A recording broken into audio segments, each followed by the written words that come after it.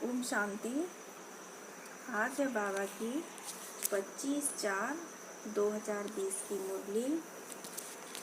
बाबा ने कहा, मीठे बच्चे, हर एक की नब्ज देख पहले उसे अल्प का निश्चय कराओ, फिर आगे बढ़ो। अल्प के निश्चय बिना ज्ञान देना टाइम वेस्ट करना है। प्रश्न दिया बाबा ने, कौन सा मुख्य एक पुरुषार्थ स्कॉलरशिप लेने का अधिकारी बना देता है? उत्तर में बाबा ने कहा, अंतर्मुखता का। तुम्हें बहुत अंतर्मुखी रहना है। बाप तो है कल्याणकारी, कल्याण के लिए ही राय देते हैं। जो अंतर्मुखी योगी बच्चे हैं वह कभी देह अभिमान में आकर रूसते व लड़ते नहीं। उनकी चलन बड़ी रॉयल शानदार होती है। बहुत थोड़ा बोलते हैं, यज्ञ सर्विस में रुचि रखते हैं। वह ज्ञान की ज़्यादा टिक टिक नहीं करते, याद में रहकर सर्विस करते हैं। ओम शांति। अक्सर करके देखा जाता है, प्रदर्शनी सर्विस के समाचार भी आते हैं तो मूल बात जो बाप के पहचान की है उस पर पूरा निश्चय न बिठाने से बाकी जो कुछ समझाते रहते हैं वह कोई की बुद्धि में बैठना मुश्किल है। भल अच्छा अच्छा कहते हैं परंतु बाप की पहचान नहीं। पहले तो बाप की पहचान हो। बाप के महावाक्य हैं, मुझे याद करो, मैं ही पतित पावन हूँ। मुझे याद करने से तुम पतित से पावन बन जाएंगे। यह है मुख्य बात। भगवान एक है, वही पतित पावन है। ज्ञान का सागर है, सुख का सागर है, वही ऊंचते ऊंचे। यह निश्चय हो जाए तो फिर भक्ति मार्ग के जो शास्त्र वेद अथवा गीता भागवत हैं सब खंडन हो जाए। भगवान तो खुद कहते हैं, यह मैंने नहीं सुनाया है, मेरा ज्ञान शास्त्रों में नहीं है, वह है भक्ति मार्ग का ज्ञान। मैं तो ज्ञान दे सद्गति करके चला जाता हूँ, फिर यह ज्ञान प्रायः लोप हो जाता है। ज्ञान की प्रारब्ध पूरी होने के बाद फिर भक्ति मार्ग शुरू होता है। जब बाप का निश्चय बैठे तो समझें, भगवानुवाच, यह भक्ति मार्ग के शास्त्र हैं। ज्ञान और भक्ति आधा आधा चलती है। भगवान जब आते हैं तो अपना परिचय देते हैं। मैं कहता हूँ 5000 वर्ष का कल्प है, मैं तो ब्रह्मा मुख से समझा रहा हूँ।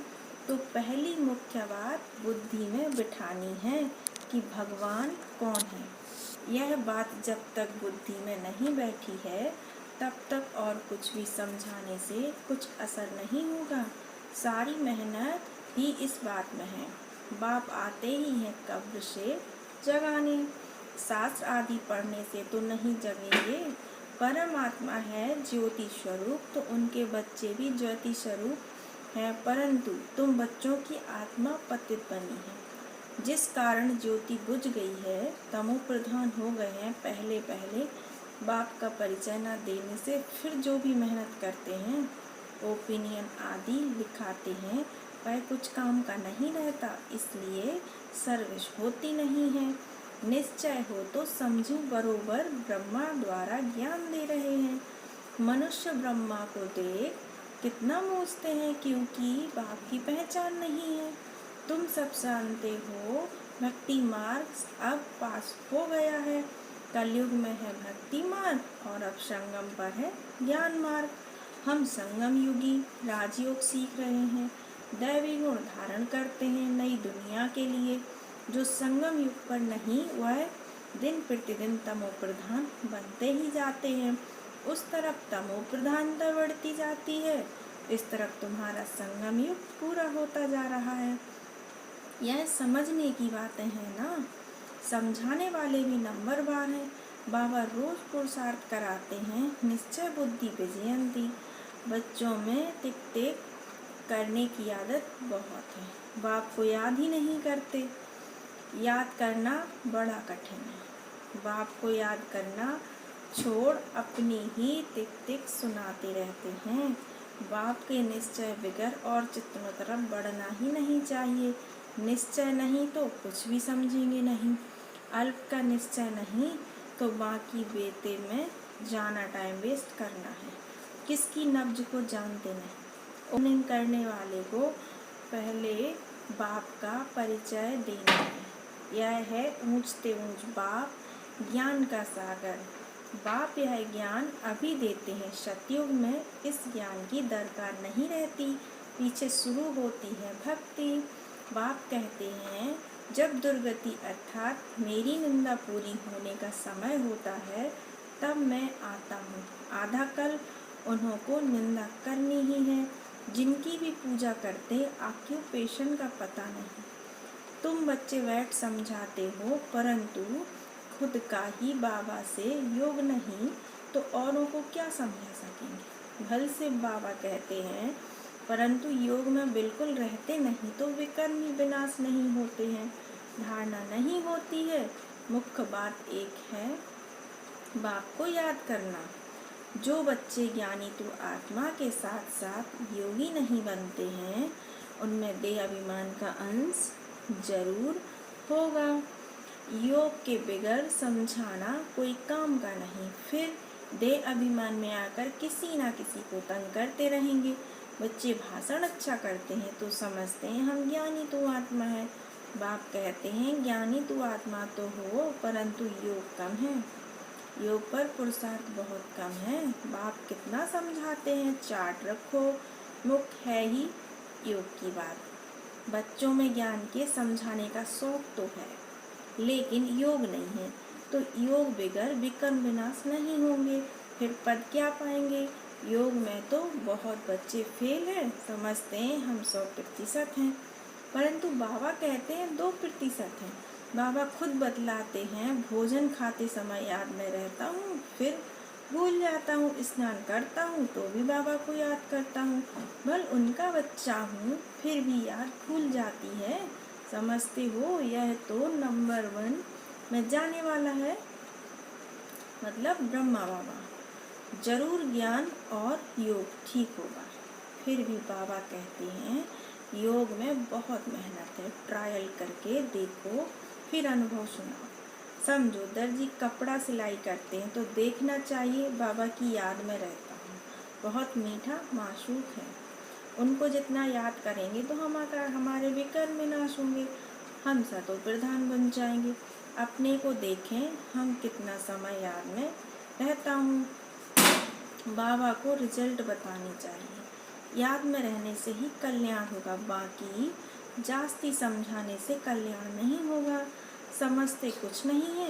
अल्प बिगर काम कैसे चलेगा। एक अल्प का पता नहीं बाकी तो बिंदी बिंदी हो जाती।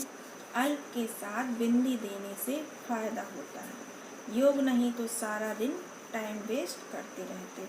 बाप को तो तरस पड़ता है या क्या पद पाएंगे, तकदीर में नहीं है तो बाप भी क्या करे। बाप तो घड़ी घड़ी समझाते हैं दैवी गुण अच्छे रखो, बाप की याद में रहो। याद बहुत जरूरी है।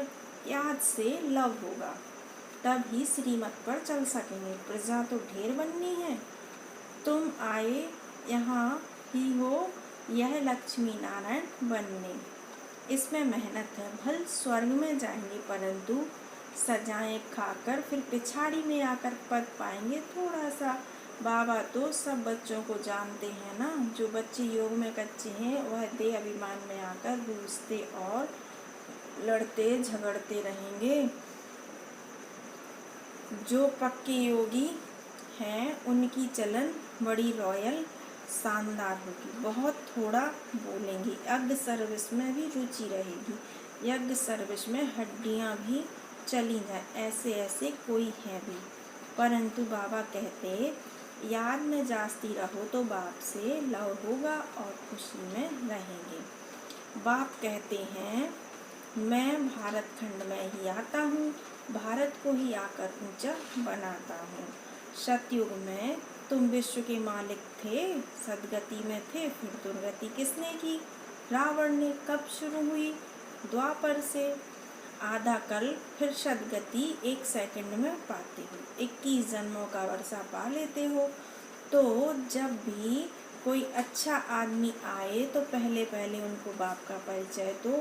बाप कहते हैं बच्चे, इस ज्ञान से ही तुम्हारी सदगति होगी। तुम बच्चे जानते हो यह ड्रामा चल रहा है, सेकंड बाई सेकंड। यह बुद्धि में याद रहे तो भी तुम अच्छी रीति स्थिर रहेंगे। यहाँ बैठे हो तो भी बुद्धि में रहे यह सृष्टि चक्र जो मुआफिक कैसे फिरता रहता है, सेकंड सेकंड टिक टिक होती रहती है। ड्रामा अनुसार ही सारा पार्ट बज रहा है। 1 सेकंड पास हुआ, खत्म। रोल होता जाता है, कुछ बहुत आहिस्ते आहिस्ते फिरता है। यह है बेहद का ड्रामा। बूढ़े आदि जो हैं उनकी बुद्धि में यह बातें बैठ ना सके, ज्ञान भी बैठ ना सके, योग भी नहीं, फिर भी बच्चे तो हैं। हाँ, सर्विस करने वालों का पद ऊंचा है, बाकी का कम पद होगा, यह पक्का ख्याल रखो। यह बेहद का ड्रामा है, चक्र फिरता रहता है जैसे रिकॉर्ड फिरता रहता है ना। हमारी आत्मा में भी ऐसा रिकॉर्ड भरा हुआ है। छोटी आत्मा में इतना सारा पार्ट भरा हुआ है, इनको ही कुदरत कहा जाता है। देखने में तो कुछ भी नहीं आता है, यह समझ की बातें हैं, मोटी बुद्धि वाले समझ ना सके। इनमें हम जो बोलते जाते हैं टाइम पास होता जाता, फिर 5000 वर्ष बाद रिपीट होगा। ऐसी समझ कोई के पास नहीं। जो महारथी होंगे वह घड़ी घड़ी इन बातों पर ध्यान देकर समझाते रहें। इसलिए बाबा कहते हैं पहले पहले तो गांठ बांधो बाप के याद की।